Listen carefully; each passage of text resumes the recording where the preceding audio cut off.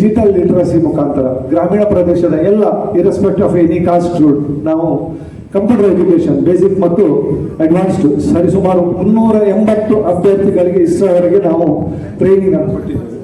ಹಾಗೆಯೇ ನಮ್ಮ ಇಲ್ಲಿ ಮೆಗಾ ಜಾಬ್ ಫೇರ್ ಅಂತ ಹೇಳಿ 3 ವರ್ಷದಿಂದ ನಾವು ಮೆಗಾ ಜಾಬ್ ಫೇರ್ ಅನ್ನು ನಮ್ಮ MRG ಗ್ರೂಪ್ನ ಪ್ರಾಯೋಜಕತ್ವದಲ್ಲಿ ನಮ್ಮ ಡಾಕ್ಟರ್ ಪ್ರಕಾಶ್ ಶೆಟ್ಟಿ ಅವರ ಒಂದು ಮಾರ್ಗದರ್ಶನದಲ್ಲಿ ಅವರ ಒಂದು ಕೊಡುಗೆ ಅವರು ಅದೇ ಇಡೀ ಅದರ ಪ್ರಾಯೋಜಕತ್ವವನ್ನು ಪ್ರಕಾಶ್ ಶೆಟ್ಟಿ ಅವರು ವಹಿಸಿರುತ್ತಾರೆ. ಸರಿಸುಮಾರು 2100 ಅಭ್ಯರ್ಥಿಗಳಿಗೆ ಇಲ್ಲಿ ನಮ್ಮಲ್ಲಿ ಪ್ಲೇಸ್ಮೆಂಟ್ ಆಗಿದೆ. ಅದನ್ನು ಹೇಳಿ ತುಂಬಾ ಹೆಮ್ಮೆ ಆಗ್ತದೆ. ಇದಕ್ಕೆಲ್ಲ ನಮ್ಮ ಯುವರಾಣಿ ಅವರಾಗಲಿ ವಿಜಯರಾಜ ಅವರಾಗಲಿ ಇಂಥವರ ಪೂರ್ತಿ ಸಹಕಾರದೊಂದಿಗೆ ಈ ಜಾಬ್ ಫೇರ್ ಎಲ್ಲ ನಡೆದಿತ್ತು. ಇಲ್ಲಿ ನಮ್ಮ ಸ್ಕಿಲ್ ಡೆವಲಪ್ಮೆಂಟ್ ಸೆಂಟರ್ ಏನು ಇದೆ ಅದಕ್ಕೆಲ್ಲ ಇವರೆಲ್ಲ ಕಾರಣೀಕರ್ತರು. ಇವತ್ತು ಇದು ಒಳ್ಳೆ ರೀತಿಯಲ್ಲಿ ಈ ಸ್ಕಿಲ್ ಡೆವಲಪ್ಮೆಂಟ್ ನಡೀತಿದ್ರೆ ಇವರೆಲ್ಲರ ಮಾರ್ಗದರ್ಶನ, ನಮ್ಮ ಅಶೋಕ್ ಕುಮಾರ್ ಶೆಟ್ಟರ ಮಾರ್ಗದರ್ಶನ, ಹಾಗೆ ನಮ್ಮ ಎಲ್ಲ ಹಿತೈಷಿ ಗಣ್ಯ ಅತಿಥಿಗಳ ಮಾರ್ಗದರ್ಶನದಲ್ಲಿ ಈ ಮಟ್ಟಕ್ಕೆ ನಾವು ಬೆಳೆದು ನಿಲ್ಲಲಿಕ್ಕೆ ಸಾಧ್ಯ ಆಗಿದೆ. ಅದರೊಟ್ಟಿಗೆ ನಮ್ಮೆಲ್ಲ ಟ್ರಸ್ಟಿಗಳು ಅವರ ಸಹಕಾರವೇ ನಮಗೆ ಮುಖ್ಯ. ಅವರೆಲ್ಲರ ಸಹಕಾರದಿಂದ ಇಷ್ಟರವರೆಗೆ ನಾವು ಈ ಟ್ರೈನಿಂಗ್ ಸೆಂಟರ್ ಅನ್ನು ಮುಂದುವರಿಸಿಕೊಂಡು ಬಂದಿದ್ದೇವೆ. ಇಷ್ಟು ಹೇಳ್ತಾ ನನ್ನ ಸ್ವಾಗತ ಭಾಷಣವನ್ನು ಮುಗಿಸ್ತೇನೆ. Of the next program, a small introduction about the skill development center I would like to give you. Mr. Vijay Shetty ಅವರು ಆಲ್ರೆಡಿ ಒಂದು ಬ್ರೀಫ್ ಇಂಟ್ರೊಡಕ್ಷನ್ ಕೊಟ್ಟಿದ್ದಾರೆ. ಆದರೂ a little bit in detail ಏನೆಲ್ಲ ಈ 3 ವರ್ಷದಿಂದ ಪ್ರೋಗ್ರಾಮ್ಗಳು ಇಲ್ಲಿ ಆಯಿತು, ಯಾವೆಲ್ಲ ರಿಸೋರ್ಸ್ ಪೀಪಲ್ ಬಂದಿದ್ದಾರೆ, ಅಥವಾ ಯಾವೆಲ್ಲ ಡಿಫ್ರೆಂಟ್ ಕ್ಯಾಟಗರೀಸ್ ಆಫ್ ಟ್ರೈನಿಂಗ್ ನಾವಿಲ್ಲಿ ಪ್ರೆಸೆಂಟ್ ಮಾಡಿದ್ದೇವೆ, ಇದೆಲ್ಲ ತುಂಬ ಇಂಪಾರ್ಟೆಂಟ್. ಸೊ ಇದೊಂದು ಸೆಂಟರ್ ಹೇಳಿದೆ, ನನ್ನ ಪ್ರಕಾರ ಇದೊಂದು transformative centre. So transformative centre ಹೇಳಿ ಎಲ್ಲರಿಗೆ ನಿಮಗೆ ಅರ್ಥ ಆಗ್ತದೆ ಅಲ್ವಾ? ನಿಮ್ಮ ಟ್ರಾನ್ಸ್ಫಾರ್ಮೇಷನ್ ಮೊದಲನೇದಾಗಿ ಕಾಲೇಜಲ್ಲಿ ಆಗಿಯೇ ಆಗ್ತದೆ, ನಮ್ಮ ಸ್ಟಡಿ ಇನ್ಸ್ಟಿಟ್ಯೂಷನ್ನಲ್ಲಿ ಆಗಿಯೇ ಆಗ್ತದೆ. ಬಿಕಾಸ್ ಅಲ್ಲಿ ನೀವು ವರ್ಷ ಇಡೀ ಕಲಿತೀರಾ, ಪುಸ್ತಕದಲ್ಲಿ ಏನಿದೆ ಅಥವಾ ಬೇರೆ ಕರಿಕ್ಯುಲಮ್ ಆಕ್ಟಿವಿಟಿ ಇರ್ಬೋದು, ನೀವೆಲ್ಲ ಫಿಟ್ ಟು ಬಿ ವರ್ಕ್ ಆಗ್ತೀರಿ by the time you reach your final year of your degree. But ಈ ಸ್ಕಿಲ್ ಡೆವಲಪ್ಮೆಂಟ್ ಸೆಂಟ್ರಲ್ಲಿ ನಾವೇನು ಮಾಡ್ತೇವೆ ಅಂತ ಹೇಳಿದರೆ, ನಿಮ್ಮ ಪರ್ಸನಾಲಿಟಿಗೆ ಆದಷ್ಟು ನಾವು ಫೋಕಸ್ ಕೊಡ್ತೇವೆ. ಅದನ್ನು ನಿಮಗೆ ನೀವು ಕಾನ್ಫಿಡೆನ್ಸ್ ಹಾಗೂ ನೀವು ಕರೇಜ್ ಹಾಗೂ ನೀವು ಕೆಪಾಬಿಲಿಟಿಯಲ್ಲಿ ನಿಮ್ಮ ಫ್ಯೂಚರನ್ನು ನೀವು ಆ ವರ್ಕಲ್ಲಿ ಅದನ್ನು ತೊಡಗಿಸ್ಕೊಂಡು ಅಲ್ಲಿ ಏನೆಲ್ಲ ಯಾವ ರೀತಿಯಲ್ಲಿ ಇನ್ವೆಸ್ಟ್ ಮಾಡಬೇಕು ಅದನ್ನು ನಾವು ನಿಮ್ಗೆ ಇಲ್ಲಿ ಕಲಿಸಿಕೊಡ್ತೇವೆ. ಏನು ನಾವು ಕಾಲೇಜಲ್ಲಿ ಕಲಿತೇವೆ, ಕ್ಲಾಸ್ ರೂಮಲ್ಲಿ ಕಲಿತೇವೆ, ಅದು ಇಂಪಾರ್ಟೆಂಟ್. ಅದರ ಜೊತೆಗೆ ನಮ್ಮ ಪರ್ಸನಾಲಿಟಿ ಡೆವಲಪ್ಮೆಂಟ್ ಇದೆ ಅಲ್ಲ, ಅದು ತುಂಬಾನೇ ಮುಖ್ಯ to come forward in your career in the next phase. All of you are in the final year of degree, I heard, isn't it? So today's program is designed for you. I'm sure that you are all going to enjoy your today's program. Center. The center was inaugurated by Sri Basavaraj Bommai. ಆ ಹೊತ್ತಿನ ನಮ್ಮ chief minister ಮಾಡಿದ್ದಾರೆ. Main objective of this center that skill development and an entrepreneurship development, digital literacy surrounding college students ಗೆ. ಅದಲ್ಲದೆ ನಾವು ಬೇರೆ ಬೇರೆ ಥರದ ಟ್ರೈನಿಂಗ್ಸ್ ಅನ್ನು ಇಲ್ಲಿ ಸ್ಕಿಲ್ ಡೆವಲಪ್ಮೆಂಟ್ ಪ್ರೋಗ್ರಾಮ್ ಇರ್ಬೋದು, ಶಾರ್ಟ್ ಟರ್ಮ್ ಕಂಪ್ಯೂಟರ್ ಕೋರ್ಸಸ್ ಇರ್ಬೋದು, ಲಾಂಗ್ ಟರ್ಮ್ ಕಂಪ್ಯೂಟರ್ ಕೋರ್ಸಸ್ ಇರ್ಬೋದು, ಜಾಬ್ ಫೇಸ್ ಇರ್ಬೋದು, ನಾವು ಕೊಡ್ತಾ ಬಂದಿದ್ದೇವೆ. So over 2,500 students and 500 women have taken benefit out of our program in the last 3 years. Leadership, digital marketing, on government yojanas and scheme to start up, to have your own startup, motivation skill from the young entrepreneurs. ಇದೆಲ್ಲ ನಾವು ಬೇರೆ ಬೇರೆ ರೀತಿಯಲ್ಲಿ ಇಲ್ಲಿ workshop ಇರ್ಬೋದು, ಅಥವಾ ಬೇರೆ ರೀತಿಯಲ್ಲಿ ಪ್ಯಾನಲ್ ಡಿಸ್ಕಷನ್ ಇರ್ಬೋದು, ಬೇರೆ ಬೇರೆ ರೀತಿಯಲ್ಲಿ ನಾವು ಸಂಘ ಆಯೋಜನೆ ಮಾಡಿರುವಂತಹ ಈ ಒಂದು ಕಾರ್ಯಕ್ರಮದಲ್ಲಿ ಭಾಗವಹಿಸಲಿಕ್ಕೆ ಅತ್ಯಂತ ಸಂತೋಷ ಆಗ್ತಾ ಇದೆ. ಸಾಮಾನ್ಯವಾಗಿ ಒಂದು ಜಾತಿ ಸಂಘಟನೆಗಳು, ಜಾತಿಯನ್ನು ರೆಪ್ರೆಸೆಂಟ್ ಮಾಡುವಂಥ ಸಂಘಟನೆಗಳು ಸಾಮಾನ್ಯವಾಗಿ ಏನು ಮಾಡ್ತವೆ ಅಂತ ಹೇಳಿದ್ರೆ, ಮ್ಯಾಕ್ಸಿಮಮ್ ಒಂದು ಹಾಲ್ ಕಟ್ಟಿ ಅಲ್ಲಿಗೆ ಅವರ ಆ್ಯಕ್ಟಿವಿಟೀಸನ್ನು ಸೀಮಿತಗೊಳಿಸ್ತಾರೆ. ಇತ್ತೀಚೆಗೆ ನಾನು ಮೂಡುಬಿದಿರೆನಲ್ಲಿ ಯಾರ ಹತ್ರ ಒಂದು ಡಿಸ್ಕಷನ್ ಮಾಡ್ತಿರ್ಬೇಕಿದ್ರೆ ಒಬ್ಬರು ಬಂಟ್ಸ್ ಸಮುದಾಯದ ಒಬ್ಬರು ವ್ಯಕ್ತಿ ಹೇಳಿದರು, ಎಲ್ಲ ಕಡೆ ಸಂಘ ಆಯಿತು, ನಮ್ಮ ಮೂಡುಬಿದಿರೆಯಲ್ಲಿ ಒಂದು ಸಂಘ ಆಗಲಿಲ್ಲ ಅಂತೇಳಿ, ಬಂಟರ ಸಂಘ ಆಗಲಿಲ್ಲ ಅಂತೇಳಿ. ನಾನು ಕೇಳಿದೆ, ಮೂಡುಬಿದಿರೆಯಲ್ಲಿ ಆಲ್ರೆಡಿ ಸಂಘ ಇದೆಯಲ್ಲ, ಬಂಟರ ಸಂಘ ಇದೆಯಲ್ಲ ಅಂತೇಳಿ. ಇಲ್ಲ, ಬಂಟರ ಸಂಘ ಇದೆ, ಆದರೆ ಹಾಲ್ ಆಗಲಿಲ್ಲ ಅಂತೇಳಿ. ಅಂದರೆ ಎಲ್ಲ ಕಡೆ ಈ ಬಂಟರ ಸಂಘ ಅಂತಲ್ಲ, ಎಲ್ಲರ ಬೇರೆ ಬೇರೆ ಸಂಘಟನೆಗಳು, ಬೇರೆ ಬೇರೆ ಜಾತಿಯನ್ನು ರೆಪ್ರೆಸೆಂಟ್ ಮಾಡುವಂತಹ ಸಂಘಗಳಿದೆ. ಅಲ್ಟಿಮೇಟ್ಲಿ ಏನು ಮಾಡ್ತಾರೆ ಅಂತ ಹೇಳಿದರೆ, ಒಂದು ಹಾಲ್ ಮಾಡಿಬಿಡ್ತಾರೆ. ಅತ್ಯಂತ ಸಣ್ಣ ಸಮುದಾಯಗಳು ಕೂಡ, ಇವತ್ತು ಸಮಾಜದಲ್ಲಿರುವಂಥ ಸಣ್ಣ ಸಣ್ಣ ಸಮುದಾಯಗಳು ಕೂಡ ಅವರ ಸಂಘಟನೆ ಮುಖಾಂತರ ಮಾಡುವಂಥದ್ದು ಏನು ಅಂತ ಹೇಳಿದರೆ, ಒಂದು ಹಾಲ್ ಮಾಡುವಂಥದ್ದು, ಮತ್ತೊಂದಷ್ಟು ಸಣ್ಣ ಪುಟ್ಟ ಸ್ಕಾಲರ್ಶಿಪ್ ಕೊಡುವಂಥದ್ದು, ಈ ರೀತಿ ಚಟುವಟಿಕೆಗಳಿಗೆ ತಮ್ಮನ್ನು ತಾವು ಸೀಮಿತ ಮಾಡಿಕೊಂಡಿರ್ತವೆ. ಆದರೆ ಇವತ್ತು ನನಗೆ ಸಂತೋಷ ಆಗಿರುವಂಥದ್ದು ಈ ಉಡುಪಿ ಗ್ರಾಮೀಣ ಬಂಟರ ಸಂಘ ಮತ್ತು ಚಾರಿಟೇಬಲ್ ಟ್ರಸ್ಟ್ ಏನು ಇವರು ಮಾಡ್ಕೊಂಡಿದ್ದಾರೆ, ಈ ರೀತಿಯ ಒಂದು ಸ್ಕಿಲ್ ಡೆವಲಪ್ಮೆಂಟ್ ಒಂದು ವ್ಯವಸ್ಥೆಯನ್ನು ಮಾಡಿಕೊಂಡು ಸೆಂಟರನ್ನು ಮಾಡಿಕೊಂಡು ನಿರಂತರವಾಗಿ ವಿದ್ಯಾರ್ಥಿಗಳಿಗೆ ಯುವಕರಿಗೆ ಬೇರೆ ಬೇರೆ ಕಾರ್ಯಕ್ರಮಗಳನ್ನು ರೂಪಿಸ್ತಾ ಇರುವಂಥದ್ದು ಅತ್ಯಂತ ಒಂದು ಶ್ಲಾಘನೀಯವಾಗಿರುವಂಥ ವಿಚಾರ ಅಂತ ಹೇಳಲಿಕ್ಕೆ ನನಗೆ ತುಂಬ ಸಂತೋಷ ಆಗ್ತಾ ಇದೆ. ಇವತ್ತು ಈ ರೀತಿಯ ಯುವ ಸಮುದಾಯಕ್ಕೆ ಒಂದು ಅವಕಾಶಗಳನ್ನು ನಿರ್ಮಾಣ ಮಾಡಿಕೊಡುವಂಥದ್ದು ಬಹಳಷ್ಟು ಒಂದು ಅವಶ್ಯಕವಾಗಿರುವಂಥ ವಿಚಾರವಾಗಿದೆ. ಈಗ ನಮ್ಮ ಜನ್ರೇಷನ್ ಬಗ್ಗೆ ಮಾತನಾಡೋದಾದರೆ ನಮ್ಮ ಕಾಲ ಹೇಗಿತ್ತು ಅಂತ ಹೇಳಿದ್ರೆ ಇಷ್ಟೆಲ್ಲ ಸಂಕೀರ್ಣ ಆಗಿರಲಿಲ್ಲ. ನಮ್ಮ ಬದುಕು ಬಹಳ ಸರಳ ಆಗಿತ್ತು. ನಮ್ಮ ಕಾಲೇಜ್ ಮುಗಿದ ನಂತರ ನಮಗೆ ಜಾಬ್ ಸಿಗಲೇಬೇಕು ಅನ್ನುವಂಥ ಏನು ಅನಿವಾರ್ಯತೆ ಆ ರೀತಿಯ ಮಹತ್ವಾಕಾಂಕ್ಷೆ ನಮಗೆಲ್ಲರಿಗೂ ಯಾರಿಗೂ ಇರಲಿಲ್ಲ. ಎಲ್ಲರೂ ನಾವು ಕ್ಯಾಶುವಲ್ ಆಗಿದ್ವಿ. ಒಂದು ಡಿಗ್ರಿ ಆದ ನಂತರ ಅಥವಾ ಪೋಸ್ಟ್ ಗ್ರಾಜುಯೇಷನ್ ಆದ ನಂತರ ಒಂದು 5 ವರ್ಷ 10 ವರ್ಷ ಸುಮ್ಮನೆ ಸುತ್ತಾಡಿದ್ದು ಕೂಡ ಇದೆ. ನನ್ನ ಸ್ನೇಹಿತರು ಇರ್ಬೋದು, ನಾವಿರ್ಬೋದು, ನಾವು ಇಲ್ಲೇ ಬೆಳ್ಳೆ ಪರಿಸರದಲ್ಲೇ ಹುಟ್ಟಿ ಬೆಳೆದಂಥವ್ರು. ನಾವು 4-5 ವರ್ಷ 5-6 ವರ್ಷ 8 ವರ್ಷ ಎಲ್ಲ ನಮ್ಮ ಡಿಗ್ರಿ ಮುಗಿದ ನಂತರ ನಾವು ಸುಮ್ಮನೆ ಕೂತಿದ್ವಿ. ಆದರೆ ಇವಾಗ ಪರಿಸ್ಥಿತಿ ಆಗಿಲ್ಲ. ತುಂಬ ಅವಕಾಶಗಳು ಲಭ್ಯ ಇದೆ ಸಮಾಜದಲ್ಲಿ, ದೇಶದಲ್ಲಿ. ಇವತ್ತು ಎಜುಕೇಷನ್ ಮುಗಿದ ತಕ್ಷಣ ನಮಗೆ ಇವತ್ತು ಬೇರೆ ಬೇರೆ ದೊಡ್ಡ ದೊಡ್ಡ ಪ್ಯಾಕೇಜ್ಗಳನ್ನು ಕೊಟ್ಕೊಂಡು ನಮ್ಮನ್ನು ಅಪಾಯಿಂಟ್ಮೆಂಟ್ ಮಾಡುವಂತಹ, ನಮ್ಮನ್ನು ಎಂಪ್ಲಾಯ್ಮೆಂಟ್ ಮಾಡಿಕೊಳ್ಳುವಂತಹ ಇವತ್ತು ಸಾಕಷ್ಟು ಸಂಸ್ಥೆಗಳು ಇವತ್ತು ಸಮಾಜದಲ್ಲಿದೆ.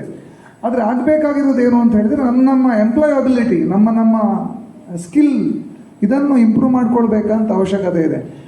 ನಾನು ಅಂದ್ಕೊಳ್ತೇನೆ ನೀವೆಲ್ಲರೂ ಕೂಡ ನಮ್ಮ ಥರನೇ ಒಂದು ರೀತಿಯ ಗ್ರಾಮೀಣ ಭಾಗದಿಂದ ಬಂದಿರುವಂಥ ಎಲ್ಲ ವಿದ್ಯಾರ್ಥಿಗಳಾಗಿದ್ದೀರಿ ನೀವು. ಸೊ ನಮಗೆಲ್ಲ ಇದು ಅನಿವಾರ್ಯ ಇದೆ. ನಾವು ಗ್ರಾಮೀಣ ಭಾಗದಿಂದ ಬಂದಿದ್ದೀವಿ, ನಮಗೆ ಬೇಕಾದಷ್ಟು ಟ್ರೈನಿಂಗ್ ನಮ್ಮ ಬದುಕಲ್ಲಿ ಸಿಕ್ಕಿರೋದಿಲ್ಲ.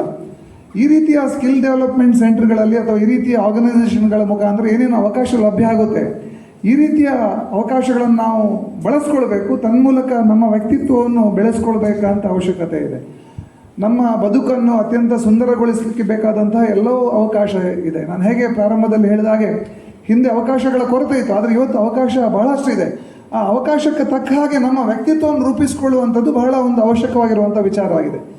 ಇವತ್ತು ಕೆಲವೊಂದು ಸರ್ತಿ ಅನಿಸುತ್ತೆ, ಇವತ್ತು ಇಷ್ಟೆಲ್ಲ ಅವಕಾಶಗಳಿದ್ದರೂ ಕೂಡ ನಮ್ಮನ್ನು ನಾವು ಎಲ್ಲೋ ಕಳ್ಕೊಂಡು ಬಿಡ್ತಾ ಇದ್ದೀವಿ. ನಾವು ಎಷ್ಟೋ ಸಂದರ್ಭಗಳಲ್ಲಿ ಇವತ್ತಿನ ಯುವ ಸಮುದಾಯವನ್ನು ಗಮನಿಸುವಾಗ ನಾವು ಹೇಗೆ ಬೇಕೋ ಹಾಗೆ ನಮ್ಮ ವ್ಯಕ್ತಿತ್ವವನ್ನು ನಾವು ರೂಪುಗೊಳಿಸ್ಕೊಳ್ತಾ ಇಲ್ಲ. ಇವತ್ತು ಅನಗತ್ಯ ವಿಚಾರಗಳಲ್ಲಿ ನಮ್ಮನ್ನು ನಾವು ತೊಡಗಿಸ್ಕೊಳ್ತೇವೆ. ವಿಶೇಷವಾಗಿ ಏನು ಮೊಬೈಲ್ ಅಂತ ಒಂದು ಏನು ವಸ್ತು ಇದೆ, ಇವತ್ತು ತುಂಬ ನಾವೆಲ್ಲರೂ ಕೂಡ ಅದಕ್ಕೆ ದಾಸರಾಗ್ತಾ ಇದ್ದೀವಿ. ಸೊ ದಿನದ 24 ಗಂಟೆಯಲ್ಲಿ ಒಂದು 8-9 ಗಂಟೆ ನಿದ್ದೆ ಮಾಡೋದು ಬಿಟ್ಟರೆ ಉಳಿದ ಒಂದು ಸುಮಾರು 10-11 ಗಂಟೆಗಳ ಕಾಲ ಮೊಬೈಲ್ ನಮ್ಮದು ಜೀವನದ್ದು ಒಂದು ಅವಿಭಾಜ್ಯ ಅಂಗ ಆಗಿರ್ತದೆ. ಅದರಲ್ಲಿ ಬೇಕಾದಷ್ಟು ಒಳ್ಳೆಯ ವಿಚಾರಗಳಿದ್ರೂ ಕೂಡ ನಾವು ಒಳ್ಳೆಯ ವಿಚಾರಗಳ ಕಡೆಗೆ ಹೆಚ್ಚು ಗಮನ ಕೊಡೋದಿಲ್ಲ, ಬೇಡದ ವಿಚಾರಗಳ ಕಡೆ ಹೆಚ್ಚು ಗಮನ ಕೊಡ್ತೇವೆ. ಇಡೀ ದಿವಸ ಯೂಟ್ಯೂಬ್, ಫೇಸ್ಬುಕ್ ಅಥವಾ ಇನ್ಸ್ಟಾಗ್ರಾಮ್ನಂತಹ ಸೋಷಿಯಲ್ ಮೀಡಿಯಾ ಪ್ಲ್ಯಾಟ್ಫಾರ್ಮ್ಗಳಲ್ಲಿ ನಮ್ಮನ್ನು ನಾವು ಮುಳುಗಿಸ್ಕೊಂಡಿರ್ತೇವೆ. ನನಗನ್ಸೋದು ಇವತ್ತಿನ ದಿನಗಳಲ್ಲಿ ಆ ಸೋಷಿಯಲ್ ಮೀಡಿಯಾ ಅಥವಾ ಈ ರೀತಿಯ ಡಿಜಿಟಲ್ ಏನು ವಿಚಾರ ಏನಿದೆ, ನಮ್ಮ ಮನಸ್ಸನ್ನು ನಮ್ಮ ಮೈಂಡನ್ನು ಹಾಳು ಮಾಡುವಂಥ ಏನು ವಿಚಾರ ಏನಿದೆ, ಅದರಿಂದ ಹೊರಗೆ ಬಂದು ನಮ್ಮ ಕೌಶಲ್ಯತೆಯನ್ನು, ನಮ್ಮ ಎಂಪ್ಲಾಯಬಿಲಿಟಿ, ನಮ್ಮ ಪ್ರೊಡಕ್ಟಿವಿಟಿಯನ್ನು ತುಂಬ ಹೆಚ್ಚು ಮಾಡಿಕೊಳ್ಬೇಕಂತ ಮತ್ತು ನಮ್ಮನ್ನು ನಾವು ದಕ್ಷವನ್ನಾಗಿ ರೂಪಿಸ್ಕೊಳ್ಬೇಕಾದಂತಹ ಅನಿವಾರ್ಯ ಒಂದು ಸಂದರ್ಭದಲ್ಲಿ ನಾವೆಲ್ಲರೂ ಕೂಡ ಇದ್ದೇವೆ ಅಂತ ನಾನು ಭಾವಿಸಿದ್ದೇನೆ. ಸೊ ನಮಗೆ ಒಂದು ಒಳ್ಳೆಯ ದೇಶವನ್ನು, ಒಂದು ಒಳ್ಳೆಯ ಸಂಸ್ಕೃತಿಯನ್ನು, ಒಳ್ಳೆಯ ಒಂದು ಸಮಾಜವನ್ನು, ಒಳ್ಳೆಯ ಧರ್ಮವನ್ನು ನಮ್ಮ ಎಲ್ಲ ಹಿರಿಯರು ಕಟ್ಕೊಟ್ಟಿದ್ದಾರೆ. ಆ ಸಂಸ್ಕೃತಿ, ಆ ಧರ್ಮ, ದೇಶ ಇದನ್ನು ಉಳಿಸ್ಕೊಂಡು ಹೋಗಬೇಕಾದಂಥ ಒಂದು ಅನಿವಾರ್ಯ ಸಂದರ್ಭದಲ್ಲಿ ನಾವೆಲ್ಲರೂ ಕೂಡ ಇದ್ದೇವೆ. ಇವತ್ತು ನಾವು ನಮ್ಮಲ್ಲಿರುವಂತಹ ಜಾತಿಯ ಭಾವನೆಗಳಿರ್ಬೋದು ಅಥವಾ ಬೇರೆ ಬೇರೆ ಸಣ್ಣ ಸಣ್ಣ ವಿಚಾರಗಳಿರ್ಬೋದು, ಇದನ್ನೆಲ್ಲ ತೊಡೆದು ಹಾಕಿ ಇವತ್ತು ನಾವು ದೇಶಕ್ಕೋಸ್ಕರ ಬದುಕಬೇಕಾದಂಥ ಒಂದು ಸಂದರ್ಭದಲ್ಲಿದ್ದೇವೆ. ಹಿಂದೆ ಒಂದು 75 ವರ್ಷ ಸ್ವಾತಂತ್ರ್ಯ ಪೂರ್ವಕ್ಕೆ ಹೋದರೆ ಪರಿಸ್ಥಿತಿ ಹೇಗಿತ್ತು ಅಂತ ಹೇಳಿದ್ರೆ ಯುವಕರು ದೇಶಕ್ಕೋಸ್ಕರ ಪ್ರಾಣ ಕೊಡಬೇಕಂತ ಅವಶ್ಯಕತೆ ಇತ್ತು, ಅನಿವಾರ್ಯತೆ ಇತ್ತು. ಆದರೆ ಇವತ್ತಿನ ದಿನಗಳಲ್ಲಿ ಹೇಗೆ ಅಂತ ಹೇಳಿದ್ರೆ ನಾವು ದೇಶಕ್ಕೋಸ್ಕರ ಪ್ರಾಣ ಕೊಡಬೇಕಾದಂಥ ಅನಿವಾರ್ಯತೆ ಇಲ್ಲ, ದೇಶಕ್ಕೋಸ್ಕರ ಧರ್ಮಕ್ಕೋಸ್ಕರ ನಾವು ಬದುಕಬೇಕಾದಂಥ ಅವಶ್ಯಕತೆ ಇದೆ. ಆ ಬದುಕನ್ನು ಅತ್ಯಂತ ಸುಂದರವಾಗಿ ಬದುಕಬೇಕಾದಂಥ ಅವಶ್ಯಕತೆ ಇದೆ. ಆ ಥರ ಸುಂದರವಾಗಿ ಬದುಕಬೇಕು ಅಂತ ಹೇಳಿದ್ರೆ ನಮ್ಮ ಪ್ರವೀಣ್ಯತೆಯನ್ನು, ನಮ್ಮ ಕೌಶಲ್ಯತೆಯನ್ನು ನಾವೆಲ್ಲರೂ ಹೆಚ್ಚು ಮಾಡಿಕೊಂಡು ಈ ದೇಶಕ್ಕೋಸ್ಕರ, ಸಮಾಜಕ್ಕೋಸ್ಕರ ನಾವೆಲ್ಲರೂ ಚೆನ್ನಾಗಿ ಬದುಕೋಣ. ನಮ್ಮ ಹಿರಿಯರಿಗೆ, ನಮಗೋಸ್ಕರ ತ್ಯಾಗ ಮಾಡ್ತಿರುವಂಥ ಪೇರೆಂಟ್ಸ್ ಯಾರಿದ್ದಾರೆ, ಬಹುಶಃ ಹಿಂದೆ ಎಲ್ಲ ಹೇಗೆ ಅಂತ ಹೇಳಿದ್ರೆ ಓದಿದರೆ ಓದು, ಬಿಟ್ಟರೆ ಬಿಡು, ಆ ರೀತಿ ಪರಿಸ್ಥಿತಿ ಇತ್ತು. ದುಡ್ಡು ಇರ್ತಿರ್ಲಿಲ್ಲ, ತಂದೆ ತಾಯಿ ಹತ್ರನೂ ದುಡ್ಡು ಇರ್ತಿರ್ಲಿಲ್ಲ. SSLC ಮುಗಿಸ್ಕೊಂಡು ಕೆಲಸ ಮಾಡಬೇಕಂತ ಅನಿವಾರ್ಯತೆ ಇತ್ತು. ಆದರೆ ಇವತ್ತಿನ ದಿನಗಳಲ್ಲಿ ಹೇಗಿದೆ ಅಂತ ಹೇಳಿದ್ರೆ ನಮಗೆಲ್ಲರಿಗೂ ಗೊತ್ತಿದೆ ನಮ್ಮ ತಂದೆ ತಾಯಿದ್ದು ಪರಿಸ್ಥಿತಿ ಹೇಗಿದೆ ಅಂತೇಳಿ. ಅತ್ಯಂತ ಕಷ್ಟದಲ್ಲಿರ್ತಾರೆ. ಆದರೆ ಅವರ ಭಾವನೆ ಹೇಗಿರ್ತದೆ ಅಂತ ಹೇಳಿದ್ರೆ ನಾನು ಜೀವಮಾನ ಪರ್ಯಂತ ನಾನು ಕಷ್ಟ ಗಳಿಂದ ಈ ವಿದ್ಯಾಸಂಸ್ಥೆಗಳ ಜೊತೆಗೆ ನನ್ನನ್ನು ನಾನು ತೊಡಗಿಸಿಕೊಂಡಿದ್ದೇನೆ. ಬೇರೆ ಬೇರೆ ಕರ್ನಾಟಕದ್ದು ಮತ್ತು ದೇಶದ ಬೇರೆ ಬೇರೆ ಭಾಗಗಳ ವಿದ್ಯಾರ್ಥಿಗಳನ್ನು ನೋಡಿದ್ದೇನೆ, ಅವರ ಪೋಷಕರನ್ನು ನೋಡಿದ್ದೇನೆ. ಒಬ್ಬ ದೂರದ ವಿಜಯಪುರದಿಂದ ಬೀದರಿಂದ ಗುಲ್ಬರ್ಗದಿಂದ ತನ್ನ ಹೊಲವನ್ನು ಮಾರಿಕೊಂಡು ಲಕ್ಷಗಟ್ಟಲೆ PUC ಶಿಕ್ಷಣಕ್ಕೋಸ್ಕರ ಇವತ್ತು ಪೇರೆಂಟ್ಸ್ ವ್ಯಯಿಸ್ತಾ ಇದ್ದಾರೆ. ಈ ಸಂದರ್ಭದಲ್ಲಿ ನಾವು ಯೋಚನೆ ಮಾಡಬೇಕು, ನಮ್ಮ ತಂದೆ ತಾಯಿ ನಮ್ಮ ಮೇಲೆ ಇಟ್ಟಂತಹ ಏನು ಆಕಾಂಕ್ಷೆ ಏನಿದೆ, ಏನು ಕನಸು ಏನಿದೆ, ಅದನ್ನು ಸಾರ್ಥಕ ಮಾಡಬೇಕಾದಂಥ ಎಲ್ಲ ಜವಾಬ್ದಾರಿ ನಮ್ಮ ಮೇಲಿದೆ. ಆ ನಿಟ್ಟಿನಲ್ಲಿ ಈ ರೀತಿಯ ಕಾರ್ಯಕ್ರಮಗಳನ್ನು ನಾವು ಸದುಪಯೋಗ ಮಾಡೋಣ. ಸಮಾಜದಲ್ಲಿ ಬೇರೆ ಬೇರೆ ಸಂಘ ಸಂಸ್ಥೆಗಳು ಈ ರೀತಿಯ ಕನ್ಸ್ಟ್ರಕ್ಟಿವ್ ಆಗಿರುವಂತಹ, ರಚನಾತ್ಮಕವಾಗಿರುವಂತಹ ಕಾರ್ಯಕ್ರಮಗಳನ್ನು ನಿರಂತರವಾಗಿ ಮಾಡುವಂತಹ ಒಂದು ಪರಿಸ್ಥಿತಿ ಬರಲಿ ಅನ್ನುವಂತಹ ಒಂದು ಹಾರೈಕೆಯನ್ನು ಮಾಡ್ತಾ, ನನ್ನಂಥ ಒಬ್ಬ ಕಿರಿಯ ವ್ಯಕ್ತಿಯನ್ನು ಇಂತಹ ಒಂದು ದೊಡ್ಡ ವೇದಿಕೆಯಲ್ಲಿ ನೀವು ಅವಕಾಶ ಕೊಟ್ಟಿದ್ದೀರಿ. ನಾನು ಪ್ರಾರಂಭದಲ್ಲಿ ಹೇಳಿದೆ, ಒಬ್ಬ ಮಠಾರ್ ರತ್ನಾಕರ್ ಹೆಗಡೆ ಅವರು ನಾವೆಲ್ಲ ಬಾಲ್ಯದಲ್ಲಿ ನೋಡಿದ್ದೇವೆ. ನನ್ನ ಮಾವ ಭಾಸ್ಕರ್ ಶೆಟ್ಟಿ ಅವರ ಬಹಳ ಆತ್ಮೀಯ ಶಿಷ್ಯ ಆಗಿದ್ದವರು, ಕಾಪು ಭಾಸ್ಕರ್ ಶೆಟ್ಟಿ ಅವರು. ನಾವು ಚಿಕ್ಕ ವಯಸ್ಸಲ್ಲಿ ಅವರೆಲ್ಲ ಮನೆಗೆ ಬರ್ತಾ ಇದ್ರು, ಇತ್ತೀಚೆಗೆ ಸ್ವಲ್ಪ ಸಂಪರ್ಕ ಕಮ್ಮಿ ಆಗಿದೆ. ಹಾಗೆ ಡಾಕ್ಟರ್ HP ಶೆಟ್ಟಿ ಅವರು, ಇವರೆಲ್ಲ ಆದರ್ಶ ನಮಗೆ. ನಾವು ಮಾಡೆಲ್ಗಳನ್ನು ಎಲ್ಲೋ ದೂರದ ಡೆಲ್ಲಿನಲ್ಲೋ ಮುಂಬೈಯಲ್ಲೋ ನಾವು ಹುಡುಕ್ತೀವಿ, ಆದರೆ ನಮ್ಮ ಮನೆ ಪಕ್ಕ ಇರುವಂತಹ ಮಾದರಿಗಳನ್ನು ನಾವು ನೋಡೋದಿಲ್ಲ. ಡಾಕ್ಟರ್ HP ಶೆಟ್ಟಿ ಅವರು ಆ ಕಾಲದಲ್ಲಿ ವೈದ್ಯಕೀಯ ಶಿಕ್ಷಣವನ್ನು ಪಡೆದು ಅವರು ಮನಸ್ಸು ಮಾಡಿದರು ಇಂಗ್ಲೆಂಡಲ್ಲೋ ಅಮೆರಿಕದಲ್ಲೋ ಎಲ್ಲ ಹೋಗಿ ಬದುಕಲ್ಲಿ ಅತ್ಯಂತ ಸಂತೋಷವಾಗಿ ಬಹಳ ದೊಡ್ಡ ಶ್ರೀಮಂತನಾಗಿ ಅವರ ಬದುಕನ್ನು ಅವ್ರು ಮಾಡಬಹುದು. ಆದರೆ ಬೆಳ್ಳೆ ಅಂತ ಒಂದು ಕುಗ್ರಾಮದಲ್ಲಿ ಕ್ಲಿನಿಕನ್ನು ಮಾಡಿ ನಿರಂತರವಾಗಿ, ಬಹುಶಃ ಅವರ ಪ್ರಾಕ್ಟೀಸಿಗೆ ಇವಾಗ ಹೆಚ್ಚು ಕಡಿಮೆ ಒಂದು 60 ವರ್ಷ ವಯಸ್ಸಾಗಿರ್ಬೋದು ಅಂತ ನಾನು ಭಾವಿಸ್ತೇನೆ. ಹೆಚ್ಚು ಕಡಿಮೆ 50 ವರ್ಷಕ್ಕಿಂತ ಡೆಫಿನೆಟ್ಲಿ ಜಾಸ್ತಿ ಆಗಿದೆ. ಅವರಿಗೆ ಒಂದು ನಿರಂತರವಾಗಿರುವಂಥ ಕಮಿಟ್ಮೆಂಟ್, ಸಮಾಜದ ಬಗ್ಗೆ ಇರುವಂಥ ಕಮಿಟ್ಮೆಂಟ್, ಬದುಕಿನ ಬಗ್ಗೆ ಇರುವಂಥ ಕಮಿಟ್ಮೆಂಟ್. ಹಾಗಾಗಿ ನಾವು ಆದರ್ಶಗಳನ್ನು ಎಲ್ಲೋ ಮುಂಬೈಯಲ್ಲೋ ಡೆಲ್ಲಿನಲ್ಲೋ ಅಮೆರಿಕದಲ್ಲೋ ಹುಡುಕ್ಬೇಕಂತ ಅವಶ್ಯಕತೆ ಇಲ್ಲ. ನಮ್ಮ ನಡುವೆ ಈ ರೀತಿಯ ನೂರಾರು ಆದರ್ಶಗಳು ನಮ್ಮ ಕಣ್ಮುಂದೆ ಸಿಗುತ್ತೆ, ಅದನ್ನು ಹುಡುಕ್ಬೇಕು ನಾವು ಅಷ್ಟೇ. ಆ ಆದರ್ಶಗಳನ್ನು ನಾವು ಮೈಗೂಡಿಸ್ಕೊಂಡು ನಮ್ಮ ಬದುಕನ್ನು ಕೂಡ ನಾವು ರೂಪಿಸಿಕೊಳ್ಳೋಣ ಅನ್ನುವಂಥ ಒಂದು ಹಾರೈಕೆಯನ್ನು ಮಾಡಿಕೊಂಡು, ಈ ಸಂದರ್ಭದಲ್ಲಿ ನನಗೊಂದು ಅವಕಾಶ ಮಾಡಿಕೊಟ್ಟಂತಹ ಈ ಗ್ರಾಮೀಣ ಬಂಟರ ಸಂಘದ ಎಲ್ಲ ಪದಾಧಿಕಾರಿಗಳಿಗೆ ಅತ್ಯಂತ ವಿನಮ್ರತೆಯಿಂದ ವಂದಿಸಿಕೊಂಡು ನನ್ನ ಮಾತನ್ನು ಮುಗಿಸ್ತಾ ಇದ್ದೇನೆ. ಜೈ ಹಿಂದ್.